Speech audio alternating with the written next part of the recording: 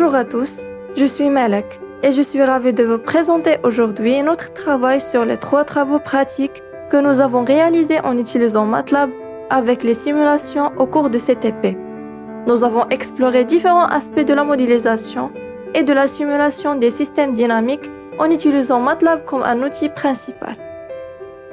Et pour l'objectif central de ce TP est de familiariser les participants avec des commandes essentielles de MATLAB, leur permettant ainsi d'acquérir les compétences nécessaires pour naviguer efficacement dans l'environnement MATLAB et réaliser des tâches complexes telles que la manipulation de données, l'analyse statistique et la modélisation. Et on a commencé avec la fonction de transfert est spécifiée par un numérateur et dénominateur. Oui, on a fait la fonction de transfert sous la forme pôle, zéro, gain avec des exemples et schémas que représentent les pôles et les zéros. Et on a fait la réduction des schémas fonctionnels, configuration en série, une manipulation avec deux méthodes et leurs résultats. Oui, configuration parallèle avec leur manipulation, deux méthodes et leurs résultats. Et enfin, configuration en boucle fermée avec des manipulations ou des exemples.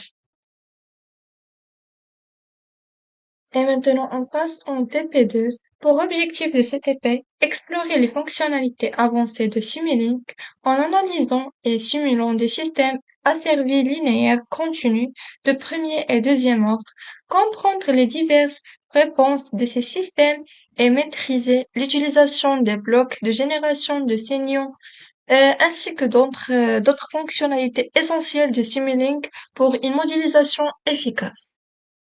Utilise Simulink pour réaliser les schémas de simulation des figures ci-dessous. Système premier ordre instable avec le schéma qui représente les résultats. Puis, système deuxième ordre en boucle ouverte stable avec schéma qui représente les résultats. Et système deuxième ordre en boucle fermée instable avec retour non unitaire et système premier ordre stabilisé par retour unitaire. Et enfin, les résultats de ces 4 systèmes dans un même scope et le schéma qui représente ces résultats. Le TP3. L'objectif de cet TP, comprendre et mettre en pratique la mise en série de la fonction de transfert à travers l'utilisation de blocs et de scripts dans un environnement de simulation. Et on a vu la mise en série d'un système global FP entrée sur sortie avec un exemple et leurs résultats.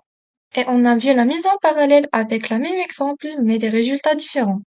Et bouclage avec retour non unitaire avec des nouveaux résultats mais le même exemple. Ainsi que on a vu bouclage avec retour unitaire, même exemple mais avec nouveaux résultats. Enfin, un système global F1, F2, F3, F4 avec la méthode et leurs résultats. Et maintenant, je vous remercie de votre attention.